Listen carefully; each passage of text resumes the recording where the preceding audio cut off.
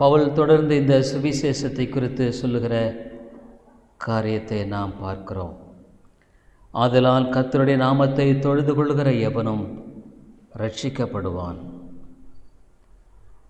மெய்யாலுமே ஆண்டவருடைய நாமத்தை தொழுது கொள்ளுகிற, அதாவது அவரை பற்றி கொள்ளுகிற, விசுவாசிக்கிற எவனும் ரட்சிக்கப்படுவான்.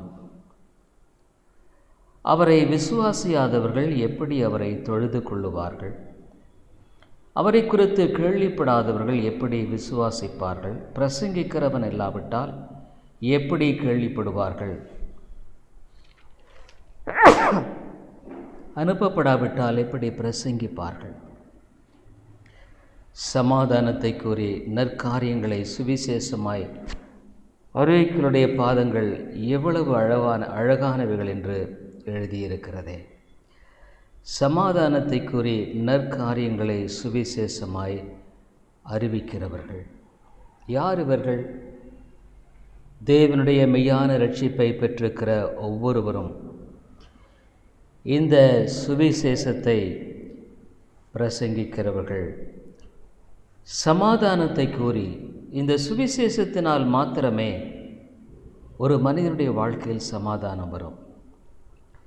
சுவிசேஷத்தினால் அன்றி சமாதானமே இல்லை. ஆனால் இந்த சுவிசேஷம் சரியாய் பிரசங்கிக்கப்பட வேண்டியது அவசியம். ஆண்டவராகிய இயேசு கிறிஸ்து இந்த உலகத்தில் பிதாவின் திட்டத்தின்படியாக வந்து மரித்து உயிர்த்தெழுந்த இந்த மகத்துவமான காரியத்தின் மூலமாய் ஒரு பாவி தேவனோடு கூட ஒப்புரவாகும்படியான இந்த ஒப்புரவாகுதலின் சத்தியமானது மெய்யாய் போதிக்கப்பட வேண்டிய மிகப்பெரிய அவசியம். ஆனால் இன்றைக்கு இந்த சத்தியம் தெளிவாய் போதிக்கப்படுகிறதா என்பதை குறித்து யோசித்து பார்க்கும் பொழுது தெளிவாய் போதிக்கப்படுகிறது இல்லை. அதுதான் ஒரு பெரிய பிரச்சனை. நான் 17 ஆண்டுகளாக இருந்த ஒரு சபையில் எனக்கு தெரிந்த ஒரு காரியத்தை நான் திரும்பி பார்க்கும் பொழுது என்ன நான் போதிக்கப்பட்டேன் என்று சொன்னால், என்னை போதகர் ஒரு சில காலங்கள் போன பின்பாக அவர் என்னிடத்தில் பேசினார். என்னென்ன பாவங்கள் செய்திருக்கிறாய், ஒரு பட்டியலிட்டு அவைகளையெல்லாம் நீ போய் சரி செய்ய வேண்டும் என்று எனக்கு சொல்லப்பட்டது. நான் ஒரு இந்து குடும்பத்திலிருந்து வந்தவன், ஆண்டவருடைய சத்தியத்தை அறியாதவன். எனக்கு முக்கியப்படுத்தினது என்னென்னா, போய் நீ திருடனையா அது சரிப்படுத்து, நீ பெற்றோர்களை ஏமாத்தினையா இது சரிப்படுத்து, இதைத்தான் எனக்கு அவர்கள் சொன்னார்கள். ஆகவே இதை சொன்ன பின்பாக நான் ஒவ்வொன்றாக செய்ய ஆரம்பித்தேன். பாருங்கள், ரட்சிப்பின் போதனை விதமாக இருக்கிறது. இது எவ்வளோ தவறு என்பதை குறித்து நான் நிச்சயமாக சொல்லக்கூடியதாக இருக்கிறது. அப்படி ஆகும் பொழுது நான் திருடின பொருளை திருப்பி கொடுத்தேன், மற்ற காரியங்களை செய்தேன். அப்பொழுது அவங்க சொன்னது என்னென்னா, நீ ஜெபித்து அவனுடைய வசனத்தை பெற்றுக்கொள்ள வேண்டும். ஆகவே ஒரு சில காரியங்களை நான் செய்துட்டு என்னுடைய பெற்றோர்களுக்கு நான் இந்த மாதிரி நான் உங்களை ஏமாற்றிட்டேன் அப்படின்ற மாதிரி காரியங்களை எழுதிட்டு நான் அவனுடைய சமூகத்தில் ஜெபிக்க ஆரம்பித்த, ஆண்டவரே நீர் என் பாவங்களை மன்னியும். அப்போ போகும்பொழுது ஒவ்வொரு வாரமும் போதவர் கேட்பார், ஆண்டவனோட பேசினாரா? இல்லை பிரதர், பேசலை. அப்போ நீங்கள் இன்னும் அறிக்கை செய்யாத பாவம் இருக்கும், அதை நீங்கள் அறிக்கை செய்ய வேண்டும். ஆகவே விதமான விதத்தில் நான் பார்த்த பொழுது ஒரு நாள் நான் ஒவ்வொரு வாரமும் இவர் விதமாக கேட்டுக்கொண்டிருக்கிறாரே என்று வேதத்தில் ஒரு சத்தியத்தை, இவள் செய்த அநேக பாவங்கள் மன்னிக்கப்பட்டது என்ற லூக்காவில் ஒரு வசனத்தை நான் திருப்ப பல முறை ஜெபிச்சு பைபிளை திறந்து பார்ப்பேன், வராது. இது மாதிரியான ஒரு சமயத்தில் அந்த வசனம் கரெக்டாக வந்த உடனே அதை பிடித்து கொண்டு ஊழியரிடத்தில் போய் சொன்னேன், இந்த மாதிரி எனக்கு இந்த வசனம் வந்து விட்டது. அப்போ சொன்னார், தம்பி நீ ரட்சிக்கப்பட்ட, ஆண்டவர் உன்னை ரட்சித்துட்டார். ஆனால் இயேசு கிறிஸ்துவுக்கும் என் பாவத்துக்கும் என் சம்பந்தம் என்று என்னன்னே எனக்கு தெரியாது. இயேசு கிறிஸ்துவின் ரத்தம் சகல பாவங்களை இன்றைக்கி சுத்திகரிக்குங்கிறதும் எனக்கு ரொம்ப நாளாக தெரியாதுங்க. இயேசு கிறிஸ்துவும் என் பாவத்துக்கும் என்னை நீதிமானாக்கின அவருடைய காரியத்துக்கும் சம்பந்தமே இல்லாதபடிக்கு இதில் நான் ஊழியத்திலும் போதிக்க மற்றொரு ஊழியரோட டிரான்ஸ்லேஷன் பண்ண ஆரம்பித்தேன். இப்போ நான் யோசித்து பார்க்கும் பொழுது எந்த அளவுக்கு சுவிசேஷத்தையே நான் அறியாதவனாக நான் ரட்சிக்கப்பட்டேன் என்ற ஒரு பிரகடனப்படுத்தினதுனால நான் ரட்சிக்கப்பட்டவனாக பார்க்கப்பட்டேன், ஊழியத்திலும் பங்கு பெற ஆரம்பித்தேன். ஆனால் இந்த அடிப்படையான இயேசு கிறிஸ்து என் பாவங்களுக்காக மரித்தார் என்பதை குறித்தும் அவருக்கும் எனக்கும் உள்ள உறவு என்ன என்பதை குறித்தும் சுத்தமாக எனக்கு ஒன்றுமே தெரியாதுங்க. ரொம்ப வருஷமாகவே எனக்கு தெரியாதுன்னு நான் நினைக்கிறேன். நான் எப்போ இதை இயேசு கிறிஸ்துவின் ரத்தம் என் பாவங்களை நீக்கி சுத்திகரிக்கின்ற சத்தியத்தை, ஏன்னா இது 1 யோவானில் பின்னால் இருந்ததுனால அதை பற்றி நான் கேள்விப்பட்டது கூட அதிகமாக இல்லை. என்ன அதிகமாக கேள்விப்பட்ட பிரசங்கமெல்லாம்னா பாவம் சொல்லுவாங்க. பாவம், உன் பாவம் நீ பாவத்தை மறைக்கிறவன் வாழ்வடைய மாட்டான். இது அடிக்கடி சொல்ல கேட்பேன். பாவத்தை பற்றி போதிப்பார்கள். ஆனால் அது சுவிசேஷமே அல்ல என்பதை நான் ரொம்ப பின்னால், இந்த சத்தியம் கூட எனக்கு தெரியாதே என்பதை குறித்து நான் யோசிக்கிறேன். சுவிசேஷத்தை தெளிவாய் போதிக்கிற போதனை இன்றைக்கு பெந்தகோஸ்தே சபைகள் எடுத்துக்கிட்டிங்கன்னா அவங்க இயேசு சுகப்படுத்துகிறார், குணமாக்குகிறார், இப்படித்தான் அவங்களுடைய போதனைகள் காணப்படுகிறதை பார்க்கிறோம். மெய்யான சுவிசேஷம் என்பது பிரசங்கிக்கப்பட வேண்டியத அவசியத்தை நாம் அதிகமாக பார்க்க. இந்த ரோமருக்கு நிருபம் முழுவதுமாக இது நாள் வரைக்கும் அவர் சொன்னது சுவிசேஷம். நாம் எவ்விதமாக ஒரு பாவி என்பதை உணரக்கூடிய ஒரு காரியம், ஒரு பாவி என்று உணர்கிற ஒரு காரியத்தை தெளிவான விதத்தில் போதிக்காமல் பாவத்தின் பரிகாரத்தை குறித்து போதிப்பது கூடாத ஒரு காரியம். ஆகவே எவ்விதமான ஒரு தவறான வழியில் நான் வழிநடத்தப்பட்டேன் என்பதை குறித்து எண்ணி பார்க்கும் பொழுது அப்போ எனக்குள்ளே என்ன ஆச்சுன்னா ஒரு ஆவிக்குரிய பெருமை தான் எனக்குள்ளே இருந்தது. மற்றவர்களை பார்க்கும் பொழுது நான் ரட்சிக்கப்பட்டவன், என்னுடைய இருதயம் மாற்றப்படவில்லை, என்னுடைய வாழ்க்கையில் உண்மையான விதத்தில் ஒருவேளை ஆண்டவர் எப்பொழுது என்னை ரட்சித்தார் என்பதை தெளிவாக சொல்ல முடியாது. ஆனால் கூட அந்த வசனத்தின் மூலமாக அல்ல என்பதை நான் தெரிந்து கொண்டேன். இந்த இடத்துல பவுல் சொல்கிறார், இந்த சுவிசேஷத்தை நாம் பிரசங்கிக்கும்படியாக இந்த காரியத்தை குறித்து அவர் பேசுகிறதை பார்க்கிறோம். சுவிசேஷம் என்பது நற்செய்தி என்று பார்க்கிறோம். நற்செய்தி, the gospel is not only a good news but it is the greatest news. The gospel is the greatest news and it has to be presented rightly before men. Otherwise it can be completely distorted, and in such a way in the name of the gospel it could be preached unbiblical strategy with which people could preach and people could hear. இதுதான் இன்னைக்கு நடைபெறுகிற ஒரு காரியமாக இருக்கிறது. வேதத்தின் போதையாக போதிக்காத ஒரு காரியமாக இருக்கிற இந்த காரியத்தை நாம் பார்க்கிறோம். இந்த இடத்துல நாம் பார்க்கும் பொழுது இந்த கிரேக்க பதத்தில் நீங்கள் பார்ப்பீர்களானால் the gospel அப்படிங்கிறது almost too good to be true அப்படின்னு சொல்கிறது. அதாவது the most wonderful truth, அதாவது உண்மை என்பதை சொல்லுகிறதிலும் கூட மிகுந்த சிறப்பான உண்மையை கொண்டது தான் சுவிசேஷம். ஆனால் இந்த சுவிசேஷமானது இன்றைக்கு போதிக்கிறவர்கள் ரொம்ப குறைவாக இருக்கிறார்கள், சுவிசேஷத்தை கேட்கிறவர்களும் ரொம்ப குறைவாகவே இருக்கிறார்கள். ஆனால் இந்த சுவிசேஷமானது இயேசு கிறிஸ்துவை பற்றியது என்பதை விளங்கிக் கொள்ள வேண்டும். It's related with Jesus Christ. என்னுடைய பாவத்தை, பொதுவாக நம்முடைய வாழ்க்கையில் பாவம் என்பதை குறித்து நாம் பார்க்கும் பொழுது நியாயப்பிரமாணத்தின் மூலமாக நான் ஒரு பாவி என்பதை உணர்கிற ஒரு உணர்வின் காரியத்தை பெற்றுக்கொள்கிறேன். I could understand through the law that I am a sinner. But what is the remedy for that? அதற்குரிய பரிகாரம் என்ன? Unless the remedy is presented properly, the preaching of the law is completely useless. சரியான ஒரு பரிகாரத்தை நாம் சரியாய் போதிக்க தவறும் பொழுது நியாயப்பிரமாணத்தை போதிப்பதே பிரயோஜனமற்றதாய் காணப்படுகிறதாக இருக்கிறது.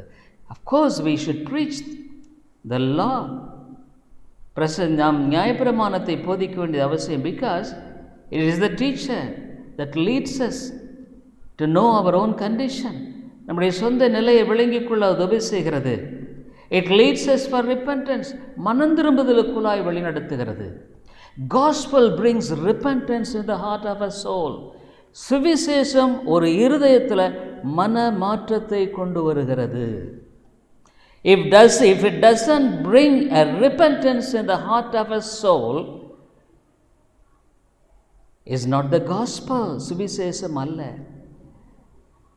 It is not the person who is really giving heed rightly to the gospel.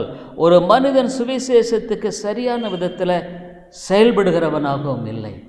Both should be there. ரெண்டுமே இருக்கணும்.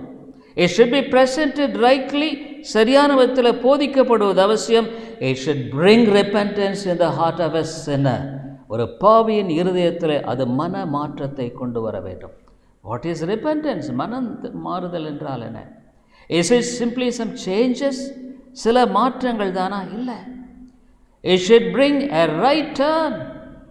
முழுக்க ஒரு மாற்றத்துக்குள்ள நீ வரணும். இனிமேல் என்னுடைய வாழ்க்கையில் அதுவல்ல. Nevertheless, not I but Christ. இனி நான் அல்ல, கிறிஸ்துவே.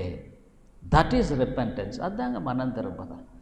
If it is not coming, அது வரலன்னா simply some changes is not repentance.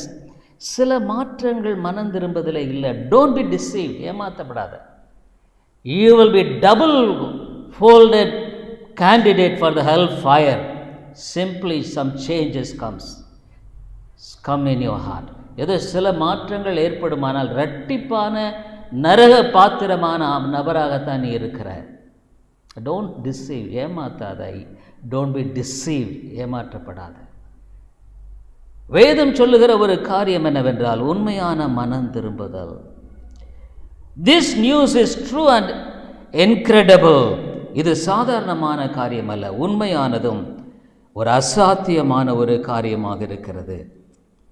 ஆகவே இயேசு கிறிஸ்துவோடு இதில் தொடர்பு படுத்துகிற ஒரு காரியம். It brings in connection with the Lord Jesus Christ. Pavul சொல்றார், ஒப்புரவாகுதலின் ஊழியத்தை எங்களுக்கு கொடுத்திருக்கிறார். It's a ministry of reconciliation.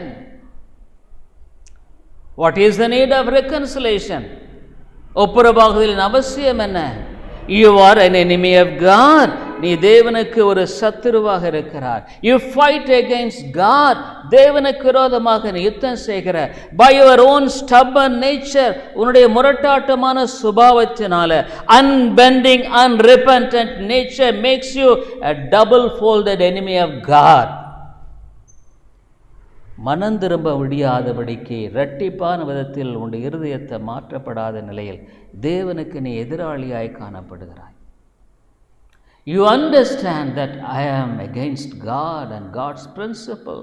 தேவனுக்கும் தேவனுடைய சூத்திரத்துக்கும் விரோதமாய் நான் செய்கிறேன்.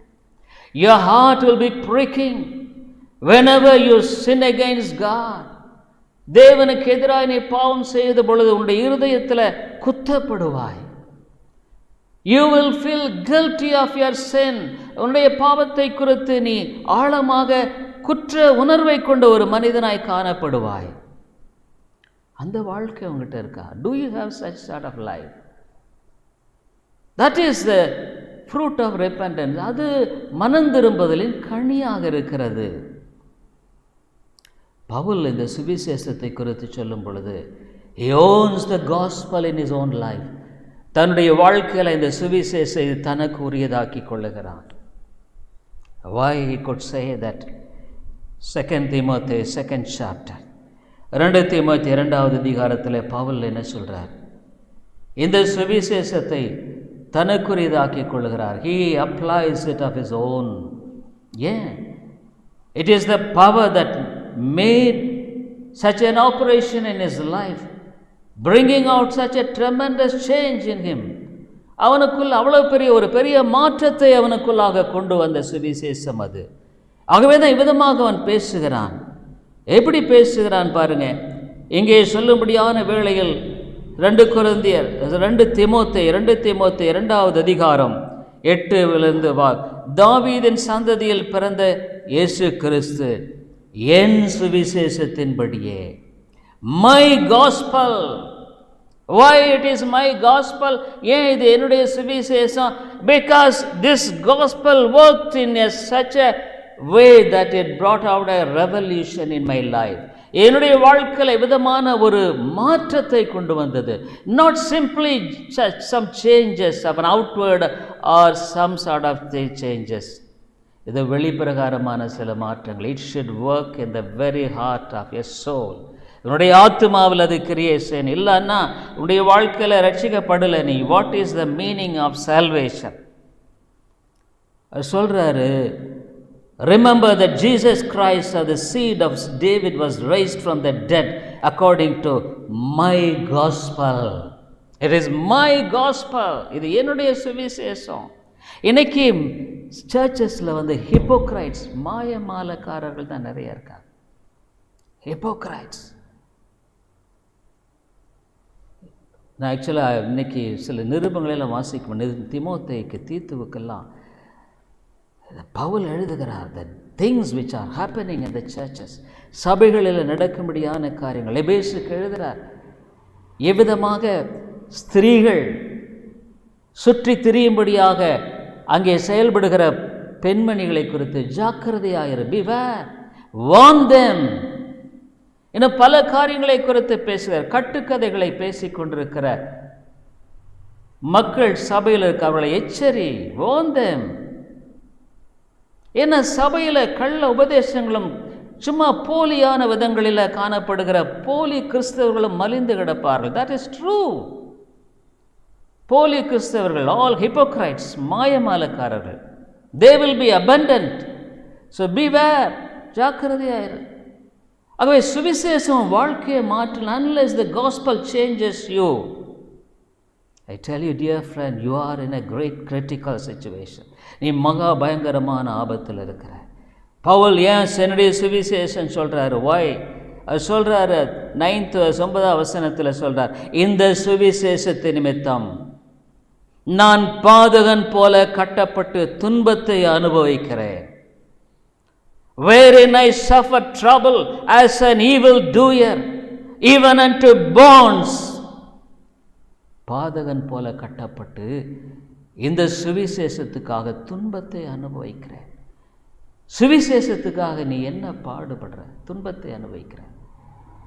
சும்மா மேலோட்டமான வாழ்க்கையெல்லாம் பிரயோஜனம் இல்லைங்க. It's of no use unless it really affects your very life. வாழ்க்கையை அது பாதிக்கலைன்னா. இன்றைக்கி ஒரு சும்மா கம்ஃபர்ட் கிறிஸ்டியானிட்டி, ஒரு சௌகரியமாக வாழ்கிற ஒரு கிறிஸ்தவத்தை தேடுகிற கிறிஸ்தவ போலிகள் தான் இன்றைக்கி மலித. All deceivers who seeks comfort. இந்த சுவிசேஷம் வாழ்க்கையை மாற்றி இருக்குமானா, if this gospel has revolutionized in your life, you will be ready to commit your life for the sake of the gospel. இந்த சுவிசேஷத்துக்காக உன்னுடைய வாழ்க்கையை ஒப்புக் கொடுக்கிற அவிதமான மனிதனாய் காணப்படுவாய். தேவ வசனமோ கட்டப்பட்டிருக்கவில்லை. The word of God is not bound. ஆகவே 10th வசனத்தில் சொல்றார், ஆகையால் தெரிந்து கொள்ளப்பட்டவர்கள் கிறிஸ்து இயேசுவினால் உண்டான ரட்சிப்பை நித்திய மகிமையோடு பெற்றுக்கொள்ளும்படி சகலத்தையும் அவர்கள் நிமித்தமாக சகிக்கிறேன். Therefore I endure all things for the elect's sakes, that they may also obtain the salvation which is in Christ Jesus with eternal glory. போன ஞாயிற்றுக்கிழமை சொன்ன, I just spoke last Sunday. double-edged sword, இருபுறமும் கருக்குள்ள பட்டயம். ஒன்று, இந்த சத்தியம் உன்னை அறுக்கும். it will does its operation. அது சிகிச்சை, அறுவை சிகிச்சை செய்யும். இல்லைன்னா உன்னை கடினமாக்கும். it will harden your heart. it will either break your heart or it will harden your heart. அது வெறுமையாக திரும்பி வராதுங்க. it will never come void. it is the word of God. தேவனுடைய வார்த்தை. Either it will make you to be harden. இன்னும் நீ கடினப்படுவ. எப்படி கடினப்படுவேன்னா, நீ நினைப்ப, இல்லை நான் நல்ல கிறிஸ்துவ, I am a better Christian. You are Horton. What are responsibilities? எவ்வளோ ஒரு பெரிய பொறுப்பு ஒரு கிறிஸ்தவனுடைய வாழ்க்கையில். யூ ஆர் ஸ்லீப்பிங், நீ தூங்கிட்டு இருக்கிற. உன்னுடைய வாழ்க்கையில் பவுல் விதமாக சொல்லுகிறார், ஏன் இவ்வளவாக நான் கஷ்டப்படுகிறேன், ஏன் பாடுபடுகிறேன்? அது சொல்கிறாரு, therefore I endure all things for the elect's sake. தெரிந்து கொள்ளப்பட்டவருடைய வாழ்க்கையில் இந்த சத்தியம் வல்லமையாய் கிரியை செய்யும். It will work in the hearts of elect. But those who are not chosen of the Lord, தேவனால் தெரிந்து கொள்ளப்படாதவருடைய வாழ்க்கையில் it will make their hearts more hardened. அவங்க இன்னும் கடினப்பட்டு போகும். they will be deceived more. இன்னும் வஞ்சிக்கப்பட்டு போவார்கள். they will think that they are better Christians. நல்ல கிறிஸ்தவர்கள் என்று தங்களை ஏமாற்றிக் கொள்வார்கள். they will never come forward for repentance. மனம் திரும்பலுக்கு வர அவர்கள் துணிய மாட்டாங்க. they will be satisfied as a lukewarm cursed Christian. குளிர்ந்து போன சபிக்கிற ஒரு கிறிஸ்தவனாக தான் வாழ்ந்து கொண்டிருப்பான். இதுதாங்க. either it will change you or it will break you or make you more harder. அது ஒன்று அவன் இருதயத்தை உடைக்கும், இல்லைன்னா இன்னும் ஒன்று கடினப்படுத்தும். ஏன் பவுல் சொல்கிறாருங்க? பவுல் இந்த இடத்துல சொல்லும் பொழுது கொரிந்தியர்ல விதமாக சொல்லுகிறார். இது இங்கே இந்த மாதிரி சொல்லும்படியான காரியம் ஒரு உண்மையான கிறிஸ்தவ வாழ்க்கையில் காணப்படும். it should be there. நிச்சயமாக காணப்படுவது அவசியம்.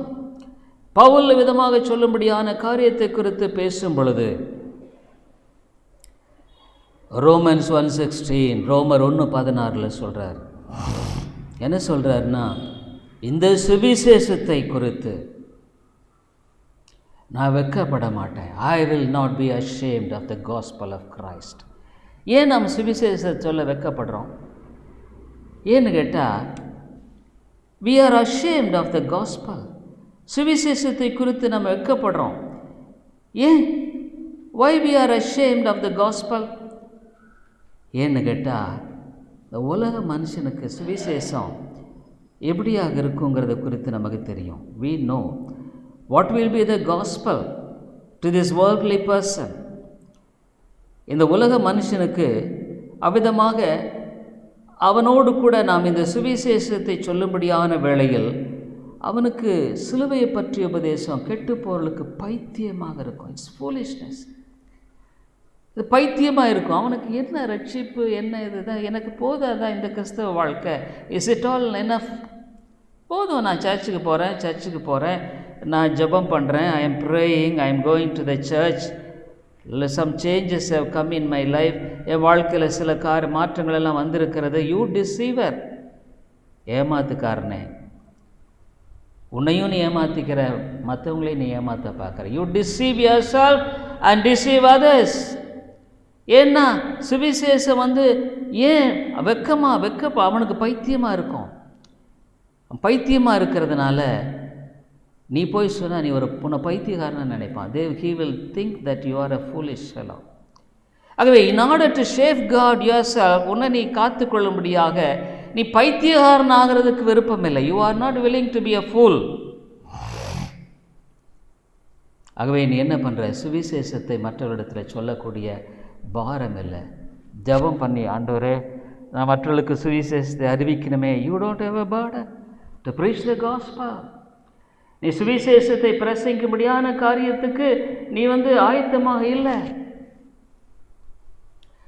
பாருங்க, சுவிசேஷம் இன்னைக்கு ஏன் நம்ம மற்றவங்களுக்கு சொல்ல பயப்படுறோம் அப்படின்னு கேட்டால், பிகாஸ் ஃபூலிஷ்னஸ். இது மதியனம். அவன் சொல்லுவான், இது இந்த உலகத்துக்குரிய காரியத்தை தான் அவன் யோசிப்பான்.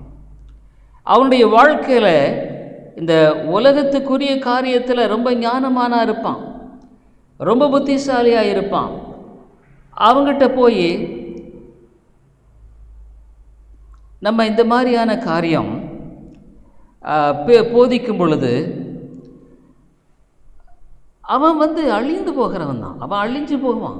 he will be completely, அவனுக்கு நம்பிக்கை இருக்காது. 1 கொரிந்தியர் பாருங்களேன், இது வேதம் சொல்லுகிற ஒரு சத்தியம். 1 கொரிந்தியரில் என்ன சொல்லப்படுகிறது? 1 Corinthians 1 Corinthians 5 chapter வேதம் விதமாக சொல்லுகிறதை பார்க்கிறோம். அவனுடைய வாழ்க்கையில்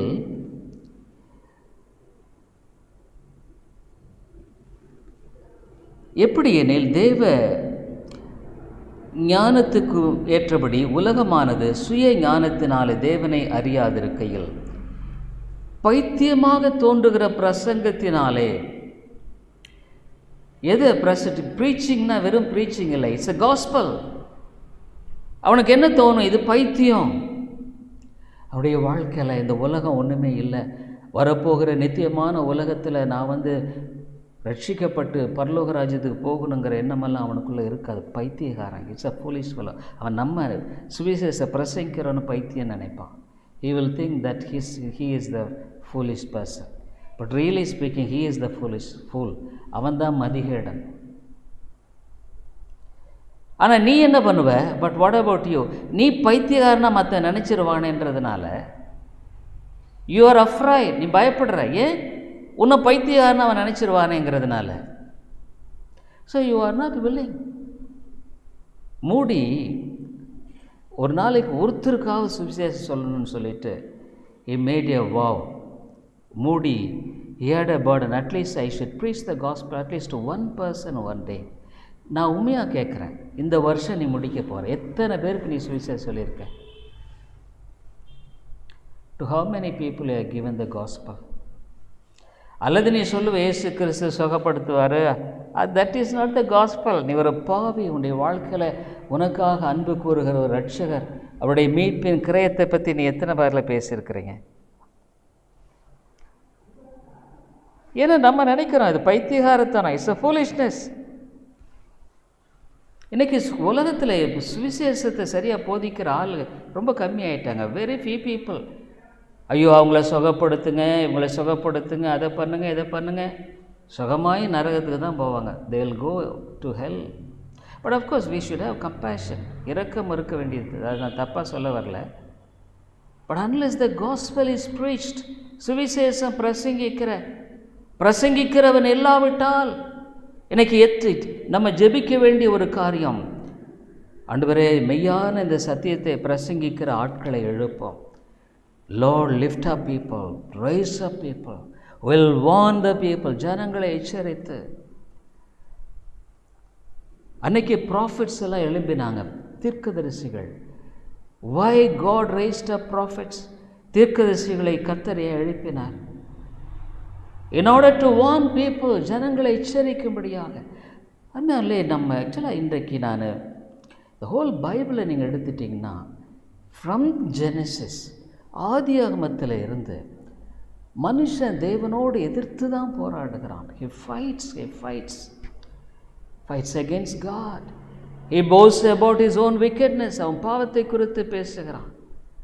ஆதாம் ஏவாள் வீழ்ச்சியில் அவன் சொந்த மூத்த பையனே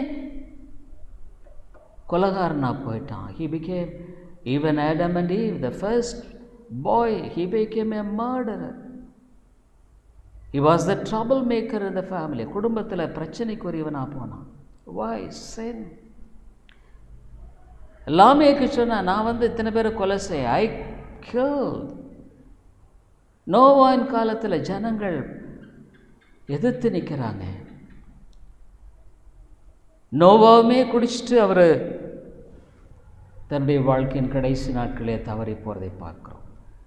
ஆபிரகாமுக்கு பின்பாக நீங்கள் பார்த்தீங்கன்னா ஈசாக்கு அவனுடைய வாழ்க்கையில் அவனுடைய உணவுக்கு பலியாயிட்டான்.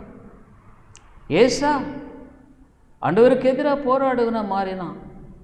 ஈசாக்கு ஏமாத்துக்காரனாம்பா, நான் ஆண்டவர் மனம் திரும்படியாச்சு. அவனுடைய சந்ததி ஈசாக்கினுடைய 12 பேரில் எத்தனை பேர் உண்மையானவனாக இருந்தான்? யாக்கோபனுடைய பிள்ளைகள் எத்தனை பேர் உண்மையாக இருந்தாங்க? ஈசாக்கு 2 பேர் பகன், ஏசா யாக்கோபு ஒருத்தன் ஏமாத்துக்காரனானா. அதுக்கு பின்னால் நீங்கள் பார்த்தீங்கன்னா ஏசாவினுடைய சந்ததி ஆண்டவருக்கு எதிர்த்து இருக்கிறதாய் போனது. யாக்கோபு 12 பேரில் எத்தனை பேர் அவன் ஏமாத்துக்காரனாக இருக்கிறான் பாருங்கள். Fighting against God. அவருடைய சந்ததியை நீங்கள் பாருங்கள். எகிப்தில் போய் கடவுளையே மறந்துட்டு, they forget God in Egypt. When they came to the land, promised land, வாக்குத்தத்தம் பண்ண தேசத்துக்கு வந்த பொழுது they forgot God. தேவனை புறக்கணிச்சிட்டாங்க. God raised up Isaiah. ஏசாவை ஆண்டவர் எழுப்புகிறார். எரேமியாவை எழுப்புகிறார். God raised up Jeremiah. But they didn't repent. மனம் திரும்பல. They warned, எச்சரித்தாங்க. You will be taken again to captive, as captive to Babylon. மறுபடியும் நீங்கள் பாபிலோனுக்கு சிறைப்பட்டு போவீங்க. They didn't give heed. Again they were taken as slaves. அடிமைகளாக வந்தாங்க. They were taken by Nebuchadnezzar, Babylonian king.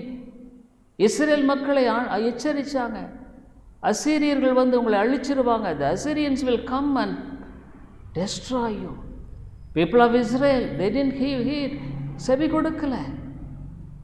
God sent the Assyrians to destroy the whole generation of Israel. Israel மக்கள் முழு சந்ததியார் சமாரியாவில் கொண்டு வந்து வேற பிரஜாதி மக்களை வச்சாங்க. They put in Samaria all the heathen people.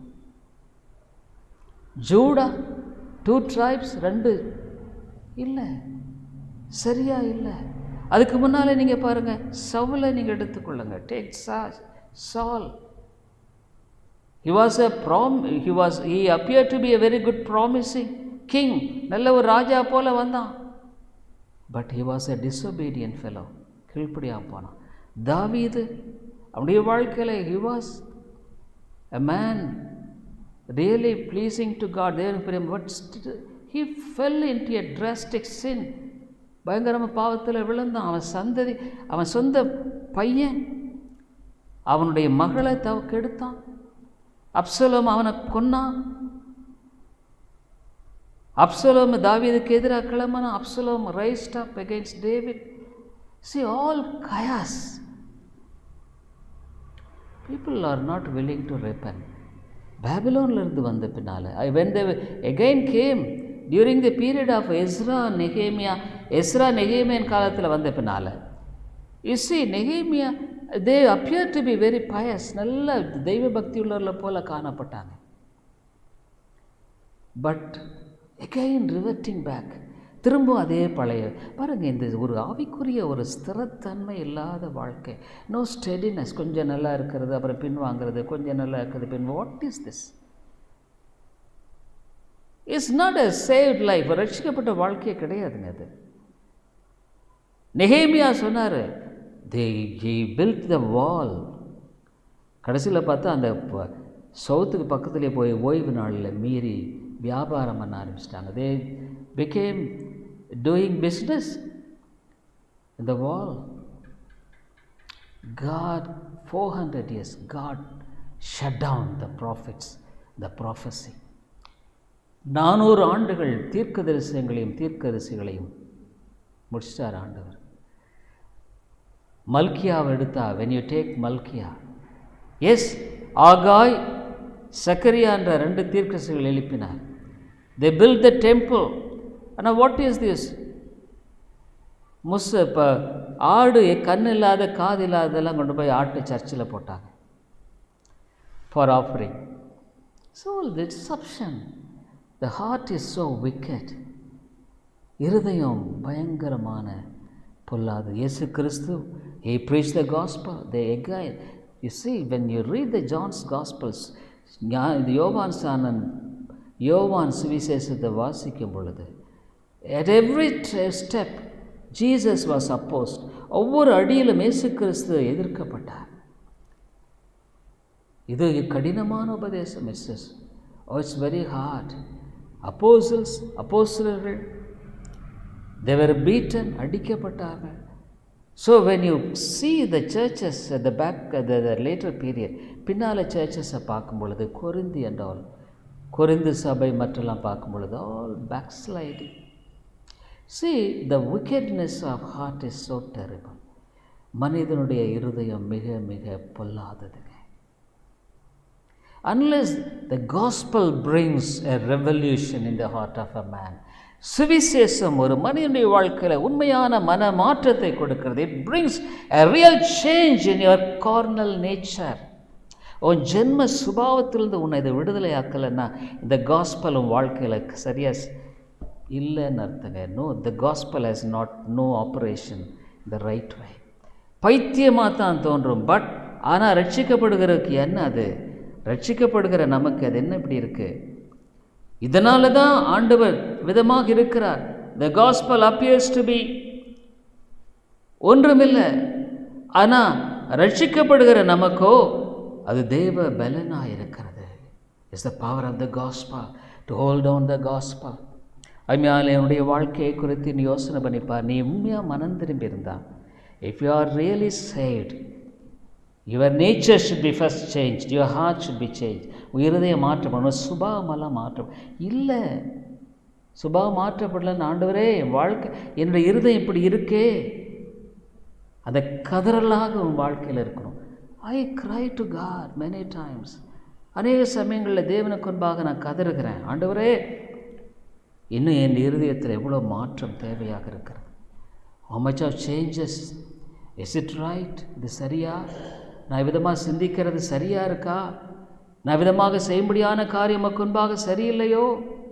என்னை மன்னியும் ஆண்டு. ஈவன் டுடே இந்நாள் கூட regarding some things I was examining myself. என்னைத்தானே ஆராய்ந்து பார்த்தேன். அதனாலே தேவனுடைய வார்த்தை என்பது நம்முடைய வாழ்க்கையில் உண்மையான மன மாற்றத்தை கொடுப்பது தான் உண்மையான சத்தியம். மனிதன் என்ன பண்ணுறான்னா, he wants to establish his own righteousness. தன்னுடைய சுய நீதியை நிலைநாட்டவே பார்க்குறான். நான் நல்லா இருக்கிறேன், நான் பரவாயில்லை, ஐ எம் பெட்டர். ஆனால் ஒரு ரட்சிக்கப்பட்ட மனுஷனுடைய வாழ்க்கையில் ஐயோ நான் இன்னும் சரியாகலையேன்னு அந்த ஏக்கம் இருக்கும். he will have that real dissatisfaction. இன்னும் என் வாழ்க்கையில் நான் எத்தனையோ காரியங்கள் சரியில்லையே, எத்தனையோ காரியங்கள் நான் குறைவாக இருக்கிறேனே, ஆண்டவரே எனக்கு இறங்கும். have mercy upon me. Romans 10:13 ரோமனுக்கு எழுதிய நிருபம் 1:13 வேதம் என்ன சொல்லுகிறது? ஆதலால் கர்த்தருடைய நாமத்தை தொழுது கொள்ளுக எவனும் ரட்சிக்கப்படுவான். What is this? Call upon God. எதுக்காக? உடைய வாழ்க்கையில் he calls, எதுக்கு முன்னால் he calls upon the world. உலகத்தை அவன் சார்ந்திருந்தான். இப்போ அவன் யாரை நோக்கி கூப்பிட தெரிஞ்சிருக்கிறான். he knows how to pray. ஜெபிக்க எப்படின்னா, his prayer is a value for the heavenly kingdom. பரலோக ராஜ்யத்துக்கு அவனுடைய ஜெபம் விலையேற பெற்றது. இன்றைக்கி நிறைய பேருடைய ஜெபம் கொண்டு போய் குப்பை தொட்டியில் போடு, throw off in the dustbin. what is the use? உன் ஜெபம் பரலோகத்துக்கு கிட்டி சேரக்கூடிய ஜெபமாக இருக்கிறதா? does your prayer reaches heaven? The prayer of the righteous person is stored in the golden bowl.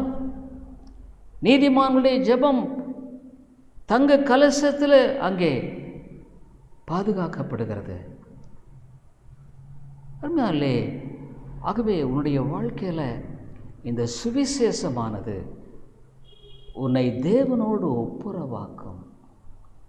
It will bring reconciliation between God.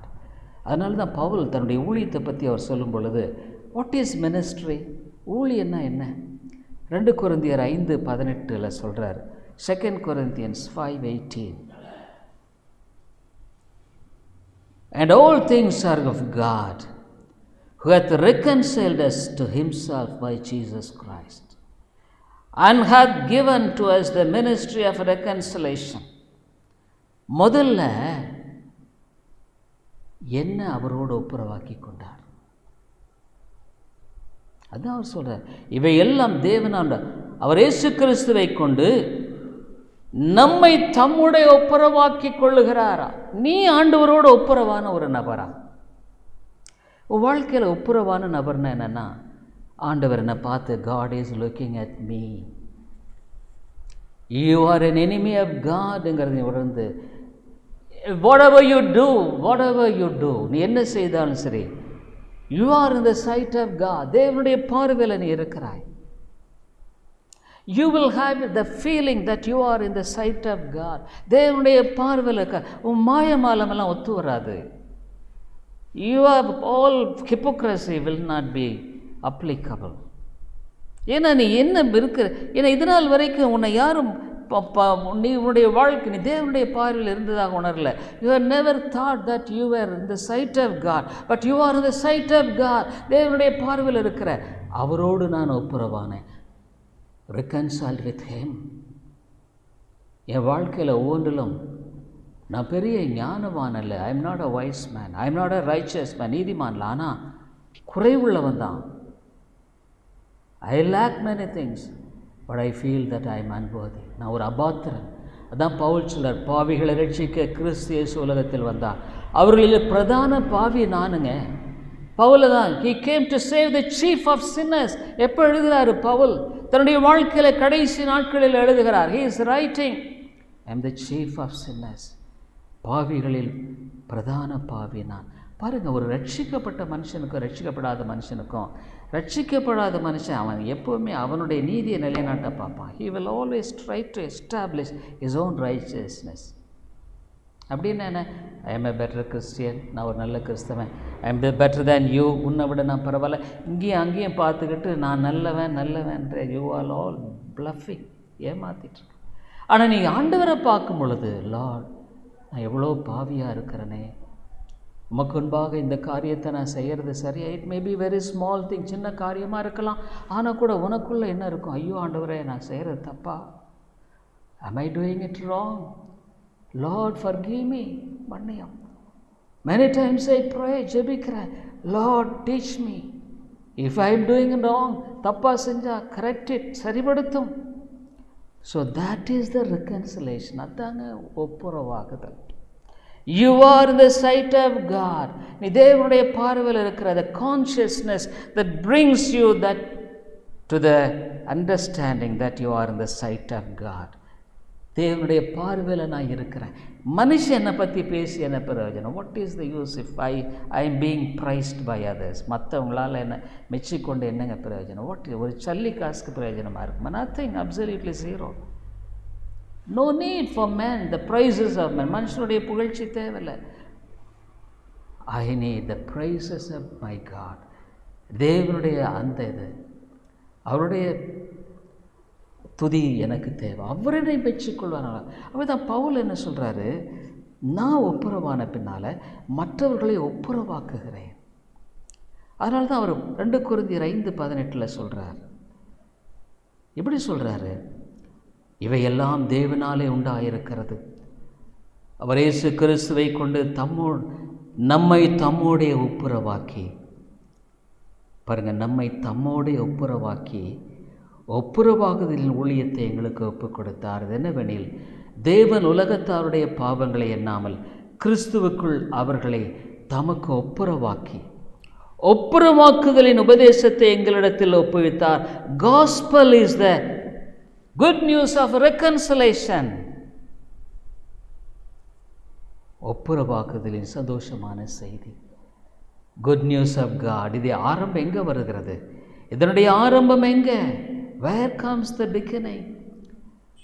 எங்கே ஆரம்பிக்கிறதுனா, John's Gospel 3:16-17, யோவான் 3:16-17 தேவன் தம்முடைய ஒரே பேரான குமாரனை விசுவாசிக்கிறவன் எவனோ அவன் கெட்டு போகாமல் நித்திய ஜீவனை அடையும்படிக்கு அவரை தந்தருளி இவ்வளவாய் உலகத்தில் அன்பு கூர்ந்தார்.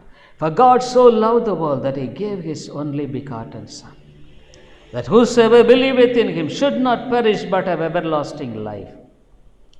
உலகத்தை ஆக்கினைக்குள்ளாக தீர்க்கும்படி தேவன் தம்முடைய குமாரனை உலகத்தில் அனுப்பாமல் அவராலே உலகம் ரட்சிக்கப்படுவதற்காகவே அவரை அனுப்பினார். For God sent not his Son unto the world to condemn the world, but that the world through him might be saved. நீ ஆக்கினைக்குட்படுத்தப்படாதபடிக்கு, not to be condemned but to be saved, ரட்சிக்கப்படும்படியாக. It's a great news, பெரிய செய்தி. It's a good news, நல்ல செய்தி. So we carry on this gospel. நம்ம சுவிசேஷத்தை எடுத்து என்ன, என் தேவன் அவரோடு என்னை ஒப்புரவாக்கி கொண்டிருக்கிறார். God reconciled with me. So I call people to be reconciled with God. தேவனோடு ஒப்புரவாங்கள் என்று அழைக்கிறேன். God is not a God of wrath. God wants to save you. ஆக்கினையின் தேவனாக அல்ல, அவர் ரட்சிக்கும் அன்பின் தேவனாக இருக்காத. பவுல் என்னில் அன்பு கூர்ந்து எனக்காக தம்மை தாமே ஒப்புக் கொடுத்த கிறிஸ்து, the one who loved me and gave himself. ஆமையாலே ரட்சிப்புங்கிறது தனிப்பட்ட தேவனோடு கொண்டிருக்கிற உறவுக்குள் வருகிற ஒரு வாழ்க்கை. It's a life which builds the personal relationship with God. உனக்கும் தேவனுக்கும் தொடர்பு இருக்கான்னு கேட்கிறேன். Do you have a real connection with God? அவரோடு பேசுகிற வாழ்க்கை உனக்கு இருக்கா? Do you have a real way of connection with God? ஒரு துடிப்புள்ள ஒரு வாழ்க்கை அப்போ உனக்கு. You will have a life of joy and peace. ஒரு சந்தோஷம், சமாதானங்க. Even in your sufferings you will have the contentment of God. பாடுகளின் மத்தியில் அவருடைய திருப்தி இருக்கும். You will know that God has got a purpose for which God has called you. உன்னை தேவன் ஒரு நோக்கத்துக்காக அழைத்திருக்கிறார் என்ற உணர்வில் இருக்கும். You will not be valuing the mundane things of the world. இந்த உலகத்தில் அழிந்து போகிற காரியத்தை நீ விலை மதித்து கொண்டிருக்க மாட்டாய். You will have a zeal for God. தேவனுக்காக வாஞ்சிக்கிற வாஞ்சி. Your heart will be burning for God. தேவனுக்காக உன்னுடைய இருதயம் எரியும். That is the power of the gospel. அதுதான் சுவிசேஷத்தினுடைய வல்லமை. அதுதான் the power of being saved. ரட்சிக்கப்பட்ட வாழ்க்கையினுடைய வல்லமை. தான் பவுல் சொல்றார், ரட்சிக்கப்படுகிற நமக்கோ அது தேவ பலனாக இருக்கிறது. holding on to God's strength. Lord God, you are my God. நீர் என்னுடைய தேவன். You have saved me. என்னை ரட்சித்திருக்கிறீர். பவுல் சொன்னானமாக என்னை இந்த பாவியாக என்னை ரட்சித்தார், பிரதான பாவியாக என்னை மீட்டுக்கொண்டார். அதனாலே சுவிசேஷம் இன்றைக்கு சர்ச்சஸில் சரியாக பிரசங்கிக்கப்படுகிறதில்லை. Gospel is not being preached. Gospel is the one which expresses the greatest love of God. தேவனுடைய உன்னதமான அன்பை சொல்லுகிறது. Gospel brings a great revolutionary change in the life of a sinner. ஒரு பாவியின் வாழ்க்கையில் மகத்துவமான மாற்றத்தை கொடுக்கிறது. Changes his nature. அவனுடைய சுபாவத்தை மாற்றுகிறது. He is being assured in his spirit by the Spirit of God that he is the child of God.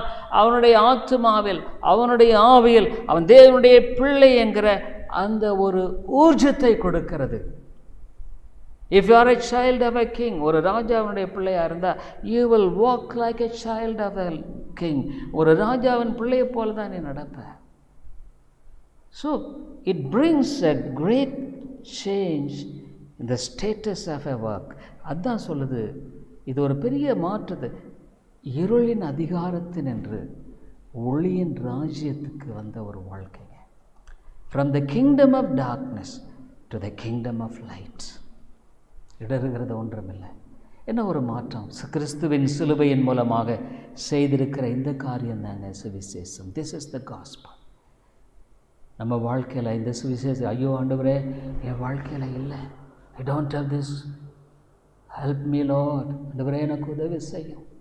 I should have this great hunger for God. தேவனுக்காக இந்த ஆழமான வாஞ்சை. Not for the hunger for the world and the things of the world. உலகத்தின் காரியத்துக்கும் பசி இல்லை. You will have a hunger for God. தேவனுக்காக வாழ்கிற அந்த வாழ்க்கையினுடைய தாகம் இருக்குங்க. அதுதாங்க ரட்சிப்பு. சும்மா அறகுறையான காரியமெல்லாம் ரட்சிப்பில்லை. Not many will be saved. அநேகர் ரட்சிக்கப்பட மாட்டாங்க. அதனால தான் from the beginning to the end, the whole Bible, முழுக்க வேதத்தினுடைய முழு வேதத்தை பார்க்கும் பொழுது there are only few people who have really enjoyed the grace of God and exposed the marvelous work of God in their lives. சிலர் தான் தங்கள் வாழ்க்கையில் அந்த மகத்துவமான ரட்சிப்பின் காரியத்தை அனுபவித்ததை வெளிப்படுத்தக்கூடியவர்களாய் காணப்பட்டார். சிலுவையை நோக்கி பார்ப்போம். இந்த சுவிசேஷம் உன்னை பாதிக்கலைன்னா நீ ஒன்றா பரிசுத்த ஆவியானவருடைய இருதயத்தை உடைப்பார் அல்லது கடினப்படுத்துவார். ஜெபிப்போம். கிருபை நல்ல ஆண்டவரே, உம்முடைய சத்தியத்துக்காக உம்மை துதிக்கிறோம். சுவிசேஷம் தேவ பலனாக இருக்கிறது. மற்றவர்களுக்கு இது பைத்தியமாக இருக்கிறது. Is foolishness. நான் வாழ்கிற ஆவிக்குரிய வாழ்க்கை போதும், நான் இந்த நிலையிலே இருந்துட்டு நான் முடிச்சிருவேன், இது போதும், இதுக்கு மேலே ஒன்றும் பெருசாக தேவையில்லை. ஐயோ ஆண்டவரே, எவ்வளோ பேர் இன்றைக்கு அப்படி வஞ்சிக்கப்பட்டு வாழ்ந்து கொண்டிருக்கிறார்கள். தங்களுடைய வாழ்க்கையில் தேவனை நோக்கி பார்த்து, ஆண்டவரே, உம்முடைய பரிசுத்த அளவுகளிலும் உம்முடைய நீதியிலும் நான் எவ்வளோ குறைபட்டவனாக இருக்கிறேனே, என்னை மன்னியும் ஆண்டவரே. பாவிகளில் பிரதான பாவி நான் என்று சொல்லக்கூடிய பவுலை போல என்னுடைய குறைகளெல்லாம் மன்னித்து என்னை பரிசுத்தமாக்கும். நாளுக்கு நாள் மனம் புதிதாகிறது நாளே என்று வேதம் சொல்லுது. Renewal of the mind every day. ஆவியானவரே, நீர் எங்களோடு பேசும் பேசும். இந்த நாட்களில் இந்த சத்தியமானது அநேகரை சென்றடைய கிருபை தாரும், வழி நடத்தும். இயேசுவின் நாமத்தில் ஜெபிக்கிறோம் எங்கள் நல்ல பிதாவே, ஆமென். I hope the Lord is blessing you through this preaching of God's word, and we are glad to inform you that you could contact me over my mobile phone and WhatsApp number 98427-67184 and my email ID davidilongo100@gmail.com, davidilongo100@gmail.com. Thank you very much. கிறிஸ்துவுக்குள் அன்பானவர்களே, நீங்கள் தொடர்ந்து இந்த தேவ செய்திகள் மூலமாக ஆசீர்வதிக்கப்பட்டு வருகிறீர்கள் என்று நாங்கள் நம்புகிறோம். எங்களுடைய ஞாயிறு ஆராதனை காலை 10:30 மணிக்கு இந்திய நேரப்படி, மாலை 6:30, ஒவ்வொரு புதன்கிழமை மாலை 6:30 மணிக்கு வேத ஆராய்ச்சி கூட்டம் உண்டு. இந்த கூட்டங்களில் நீங்கள் ஆன்லைனில் கலந்து கொள்ள உங்களை அன்போடு கூட அழைக்கிறோம். மேலும் உங்களுடைய ஆவிக்குரிய பாரங்களை நீங்கள் தயவுசெய்து எங்களோடு கூட பகிர்ந்து கொள்ளலாம். இன்னுமாக உங்களுக்கு ஆவிக்குரிய ஆலோசனை அல்லது இந்த சத்தியத்தை குறித்த தெளிவோ அல்லது விளக்கமோ தேவையானாலும் கூட என்னோடு கூட நீங்கள் தொடர்பு கொள்ளலாம். என்னுடைய வாட்ஸ்அப் எண், இன்னுமாக மொபைல் எண் 9842767184 9842767184. இன்னுமாக நீங்கள் இமெயிலில் தொடர்பு கொள்ள வேண்டுமானால் என்னுடைய இமெயில் ஐடி davidilongo100@gmail.com, davidilongo100@gmail.com. நன்றி.